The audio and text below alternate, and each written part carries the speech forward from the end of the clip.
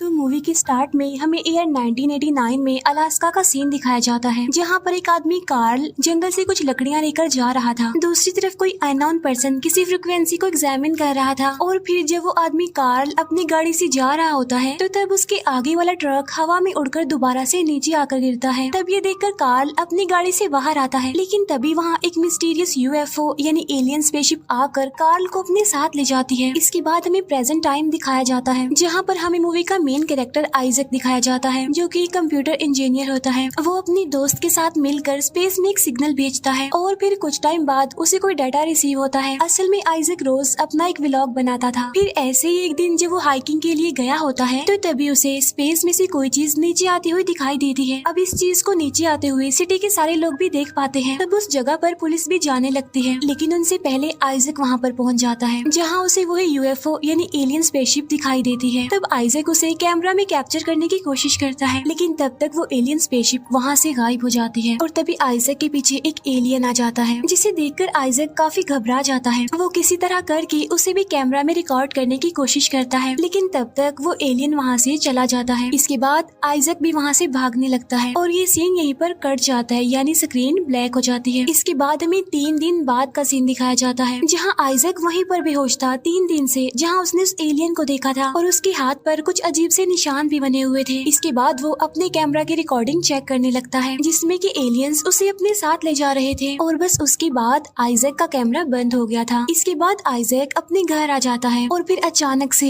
देखते ही देखते उसका टीवी गायब हो जाता है। तब ये देखकर आइजक काफी घबरा जाता है, लेकिन फिर वो टीवी वापस भी आ जाता है। तब आइजक को लग रहा था कि उसे हेलुसिनेशंस हो रही हैं, इसीलिए वो नेक्स्ट डे डॉक्टर के पास जाता है। तब डॉक्टर उसके हाथ के एक्सरे देखकर एक शॉकिंग बात बताता है कि असल में तुम्हारे हाथ को किसी ने काट दिया था और अब उसे ऐसे जोड़ दिया है कि जैसे वो कभी कटा ही ना हो। तब ये देखकर उस डॉक्टर को भी यकीन नहीं होता। इसके बाद आइजक ऑफिस आकर अपने फ्रेंड को भी वो वीडियो दिखाता है जिसमें एलियंस उसे ले जा रहे थे, लेकिन उसका फ्रेंड भी इस पर यकीन नहीं करता। तो इसीलिए आइजक अपने घर आ जाता है और वो एलियन वाली वीडियो को यूट्यूब पर अपलोड कर देता है और टाइटल में वो एलियन अबडक्शन लिखता है, यानी मुझे एलियंस ने किडनैप किया था और मैं एलियंस का विक्टिम हूँ। फिर देखते ही देखते ये वीडियो वायरल हो जाती है। फिर नेक्स्ट डे आइजक को मीडिया चैनल्स वाले इंटरव्यू के लिए कॉल करने लगते हैं। तब आइजक एक चैनल को इंटरव्यू देने जाता है, जहाँ पर रिपोर्टर उससे काफी सवाल पूछती है और ये भी कि उस टाइम आपके पास कैमरा कैसे था। तब इस सवाल पर आइजक थोड़ा कंफ्यूज हो जाता है और अटक जाता है, तो इसीलिए वो रिपोर्टर इस बात को झूठी कहानी समझकर इंटरव्यू को बंद कर देती है। इसके बाद जब आइजक घर जाता है तो न्यूज चैनल पर कहा जा रहा था कि आइजक ने फेमस होने के लिए एक फेक वीडियो बनाई, तो इसीलिए फौरन आइजक नेट पर सर्च करता है कि और कितने लोग एलियंस के विक्टिम रह चुके हैं, यानी एलियंस ने और किस किस को किडनैप किया। जहाँ पर उसे एक लड़की का कमेंट दिखाई देता है जिसमें उसने वो सारी चीजें लिखी हुई थी जो आइजक के साथ हुआ था। तब आइजक फौरन उसे मैसेज करके एक होटल में मिलने के लिए बुलाता है और जब आइजक होटल पहुँच जाता है तो वहाँ पर वो लड़की भी आ जाती है और इस लड़की का नाम सैरा था। तब आइजक उसे अपनी वीडियो भी दिखाता है और हिस्ट्री से रिलेटेड कुछ पिक्चर्स भी, जिसमें यूएफओ यानी एलियन स्पेसशिप की पिक्चर बनी हुई थी। तब सैरा बताती है कि मैंने ईयर 1989 में अलास्का में होने वाले एक आदमी कार्ल की एलियन किडनैपिंग के बारे में सुना है। उस आदमी ने लाई डिटेक्टर भी पास किया और उस इंसिडेंट के बाद कार्ल गायब हो गया। फिर जब दोनों की बातें खत्म होती हैं तो आइजक उसे अपना कॉन्टेक्ट नंबर देता है और कहता है कि अगर तुम्हें कोई भी इन्फॉर्मेशन मिले इसे रिलेटेड तो मुझे जरूर बताना। नेक्स्ट डे आइजक अपनी शूट की गई एलियन वाली वीडियो को उन सभी को कोरियर करवाने जाता है जिन्होंने भी एलियंस की तरफ से किडनैपिंग का आर्टिकल इंटरनेट पर डाला था। तभी रास्ते में आइजक को एक राइटर मिलता है और वो आइजक को कहता है कि मैं तुम्हारी कहानी लिखना चाहता हूँ और अगर तुम्हें ये ठीक लगे तो मुझे कॉल कर देना। तब ये कहकर वो आइजक को अपना कार्ड देता है और वहाँ से चला जाता है।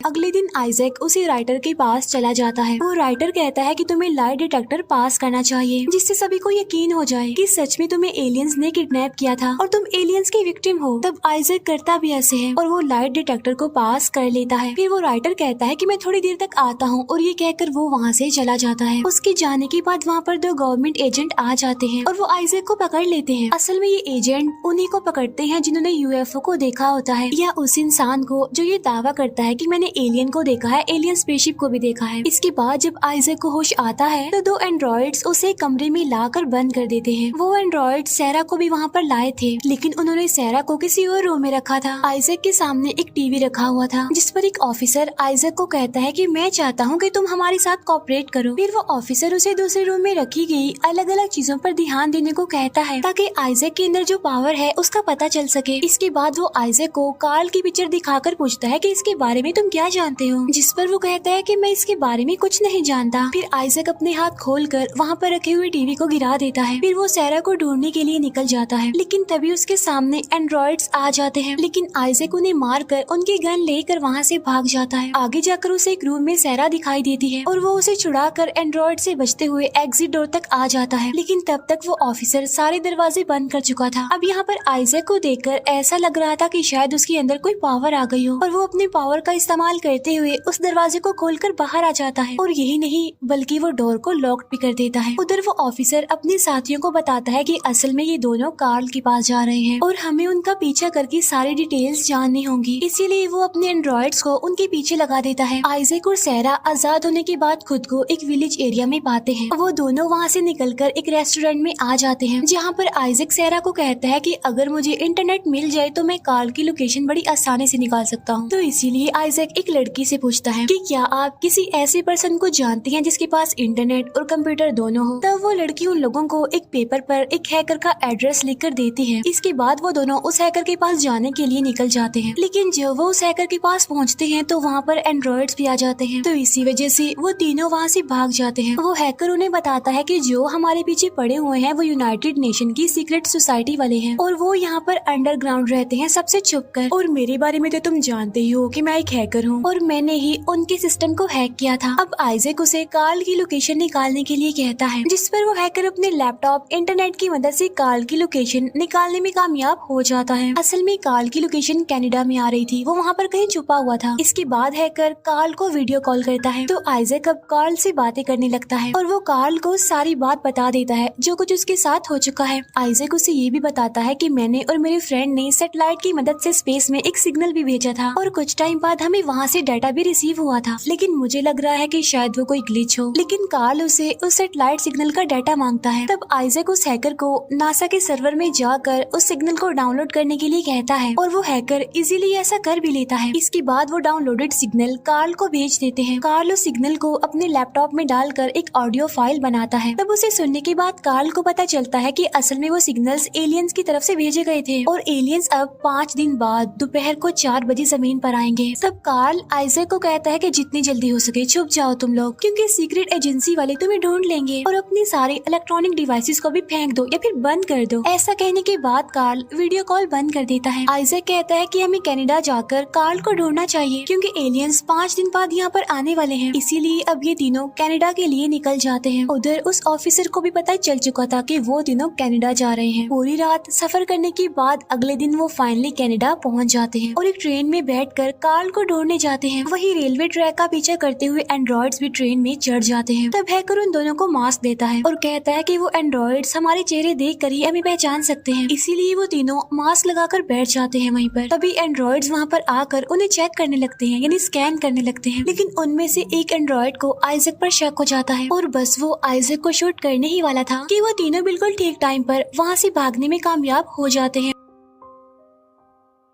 आइजैक और सैरा तो ट्रेन के ऊपर चढ़ जाते हैं और हैकर ट्रेन के दरवाजे के पास छुप जाता है। एक एंड्रॉइड आइजैक का पीछा करते हुए ट्रेन के ऊपर आने लगता है, लेकिन वो वहाँ से गिर जाता है। इसके बाद दूसरा एंड्रॉइड ऊपर जाने ही वाला था तो तब वो हैकर उसे धक्का देकर ट्रेन से बाहर फेंक देता है। फिर दिखते ही दिखते वो तीनों कार्ल के कैबिन के पास पहुँच जाते हैं, लेकिन कार्ल उन्हें कैमरा की मदद से देख लेता है और गन लेकर बाहर आ जाता है। वो कहता है कि तुम्हारे पीछे सीक्रेट एजेंसी वाले होंगे, इसीलिए कार्ल एक अजीब सी डिवाइस को उनके हाथों पर लगाता है और उन्हें एक हैरान कर देने वाली बात भी बताता है कि उन एलियंस ने तुम्हारे हाथों पर एक ट्रैकर लगाया हुआ है और उस ट्रैकर की मदद से सीक्रेट एजेंसी वाले तुम्हें ढूंढ सकते हैं आसानी से। अब कार्ल जैसे ही उनके ट्रैकर्स को बंद करता है तो ऑफिसर के पास से भी सिग्नल्स चले जाते हैं। इसके बाद वो उन्हें अपने कैबिन में ले जाकर बताता है कि ये सब कुछ मैंने जो मेरा सामान यहाँ पर पड़ा हुआ है 20 साल पहले जमा किया था और मैंने एक ऐसी डिवाइस बनाई है जो किसी भी फ्रिक्वेंसी या फिर सिग्नल को ऑडियो फाइल में कन्वर्ट कर सकती है। असल में मैंने भी एलियंस को सिग्नल भेजा था और मुझे भी रिप्लाई आया था, लेकिन वो रिप्लाई इतना स्ट्रॉन्ग नहीं था जितना स्ट्रॉन्ग रिप्लाई तुम्हें मिला है आइजैक। इसके बाद हमें एलियन आने से 5 मिनट पहले का टाइम दिखाया जाता है। वो तीनों कार्ल के कैबिन में थे कि तभी उन्हें अजीब सी आवाजें सुनाई देने लगती हैं। तब चेक करने के लिए आइजैक घर के बाहर आ जाता है और वो जंगल में एलियंस को ढूंढने की कोशिश करता है, लेकिन तभी वही एलियन फिर से आइजैक के पीछे आ जाता है। तब आइजैक उससे पूछता है कि तुम क्या चाहते हो। इसके बाद ये सीन ब्लैक आउट हो जाता है। नेक्स्ट सीन में वो तीनों कार्ल के कैबिन में थे और उनके साथ वो एलियन भी था। कार्ल अपने डिवाइस की मदद से एलियन की आवाज को अपनी लैंग्वेज में कन्वर्ट करता है, जिससे वो समझ जाते हैं कि एलियन आखिर कह क्या रहा है। वो एलियन कहता है कि हम इंसानों के बारे में जानना चाहते हैं कि वो कैसे अपनी जिंदगी गुजारते हैं, कैसे सरवाइव करते हैं और इंसानों की दुनिया यानी अर्थ सबसे अलग क्यों है। वो एलियन सभी को एक विजन दिखाकर ये सवाल करता है कि ये कौन है, और इस विजन में वो जीसस क्राइस्ट को देखते हैं, जिस पर आइजैक कहता है कि जीसस क्राइस्ट हैं, तुम इनके बारे में क्या जानना चाहते हो। जिस पर वो एलियन कहता है कि इनके बारे में तो मैं जानता हूँ, हमारे नॉलेज के मुताबिक ये सबसे अलग है और वो यूनिवर्स की क्रिएशन में सबसे ज्यादा इम्पोर्टेंट है, लेकिन हमें हमारे सवाल का जवाब मिल गया और वो हो तुम। हाँ बिल्कुल, हमारे सारे सवालों का जवाब आइजैक तुम हो। सैरा उस एलियन को बताती है कि जब से हमारी किडनैपिंग हुई हमारे हाथ में दर्द होती रहती है, जिस पर वो एलियन कहता है कि हमने आपके हाथों में ट्रैकिंग डिवाइस डाला था। वो एलियन सैरा के हाथ में एक डिवाइस लगाता है, जिससे सैरा का हाथ 2 हिस्सों में बढ़ जाता है और फिर वो अपना ट्रैकर सैरा की बाजू से निकाल लेता है। और जब वो एलियन आइजैक की डिवाइस निकालने वाला था तो तभी बाहर वो ऑफिसर और उसके लोग आ जाते हैं और वो बाहर से ही कार्ल को धमकी देते हैं कि अगर तुम बाहर ना आए तो हम ही तुम्हारे कैबिन में घुस कर तुम्हें मार देंगे। और इसके बाद कार्ल बाहर आता है। यहाँ पर वो ऑफिसर कार्ल से अपने फादर के बारे में पूछता है कि वो कहाँ है। असल में जब मूवी के स्टार्ट में कार्ल के आगे वाले ट्रक को एलियन ने हवा में उठाकर नीचे कर दिया था तो उस ट्रक में कोई और नहीं बल्कि इस ऑफिसर के फादर थे, लेकिन उसके फादर वापिस नहीं आए, कार्ल वापिस आ गया था। इसीलिए उस ऑफिसर को लग रहा था कि कार्ल ने उनके फादर को मार दिया है। वो ऑफिसर कार्ल को कहता है कि अगर तुमने मुझे ना बताया तो मैं तुम्हें यहीं पर ही मार दूंगा देखना। जिस पर कार्ल कहता है कि मैं भी कुछ नहीं जानता, कुछ नहीं पता मुझे उनके बारे में कि वो कहाँ गए। लेकिन उस ऑफिसर को कार्ल की बात पर यकीन नहीं आता और वो उसे वहीं पर ही शूट कर देता है। तब ये देखकर सैरा भी बाहर आ जाती है, जिससे उस ऑफिसर को पता चल जाता है कि वो दोनों भी अंदर हैं। और अब जब एलियन आइजैक का ट्रैकर निकाल रहा होता है तो वो ऑफिसर उसे भी धमकी लगाता है कि अगर तुम बाहर ना आए तो मैं सैरा को शूट करके मार दूंगा। लेकिन आइजैक के बाहर ना आने पर सच में वो ऑफिसर सैरा को मार देता है। और अब यहाँ पर आइजैक का ट्रैकर भी निकल जाता है। फिर वो एलियन आइजैक को कहता है कि तुम्हारे अंदर जो टेलीकिनेटिक पावर है उसे यूज करो। जिसके बाद आइजैक अपनी टेलीकिनेटिक पावर को यूज करते हुए उस हैकर को लेजर लगने से पहले ही टेलीपोर्ट करके कैबिन से बाहर ले आता है। और जैसे ही वो बाहर आता है वो ऑफिसर और उसके साथियों को गायब कर देता है कहीं पर। ये देखकर वो हैकर भी काफी हैरान रह जाता है कि वो सारे कहाँ चले गए। इसके बाद वो एलियन सैरा और कार्ल को दोबारा से जिंदा कर देता है और उन्हें अपनी एलियन स्पेसशिप में बिठाकर कहीं और ड्रॉप करता है। एलियन स्पेसशिप में बैठने के बाद उस ऑफिसर को लग रहा था कि वो सारे वहाँ से भाग गए हैं। इसके बाद हमें 6 मंथ्स बाद का सीन दिखाया जाता है, जहाँ पर आइजैक और सैरा बड़ी खुशी खुशी अपनी जिंदगी गुजार रहे हैं और आइजैक अपनी और ज्यादा टेलीकिनेटिक पावर को यूज करना सीख रहा है। उधर कार्ल और उस हैकर ने अपनी एक सीक्रेट एजेंसी बना ली है और उस ऑफिसर को भी उसकी ड्यूटी से हटा दिया गया, क्योंकि उसने कार्ल और सैरा को शक की बुनियाद पर बगैर सबूत के मार दिया, क्योंकि एजेंसी वालों को ये बात नहीं पता थी कि कार्ल और सैरा जिंदा है। कार्ल सैरा के साथ बहुत खुश होता है और इसी के साथ इस मूवी की हैप्पी सी एंडिंग हो जाती है। Thank you for watching.